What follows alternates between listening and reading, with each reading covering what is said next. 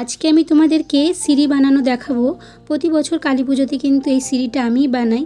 তো ভাবলাম এবছর যখন বানাচ্ছি তো কিভাবে বানাচ্ছি চলো তোমাদেরকে একটু দেখাই। তো দেখো এখানে প্রথমে আমি একটা পাকা কলা নিয়ে নিয়েছি। কলাটাকে ভালো করে চটকে তার সাথে ময়দা দিয়ে ভালো করে একটা শক্ত ডো তৈরি করে নেব। আর একটু শক্ত হয়ে গেলে উপর থেকে অল্প অল্প করে জল দেব। আমি এখানে গঙ্গা জলই দিয়েছি। তো দেখো ডোটা কিন্তু খুব শক্তও হবে না, খুব নরমও হবে না। তো এবছর আমি একটা কুনকে করার চেষ্টা করেছি, জানি না কতটা কি পারবো। আর দেখো দুই পাশে দুটো শাখা পলাও করে দিয়েছি, আর তার সাথে দুটো স্বস্তিক চিহ্ন এঁকেছি।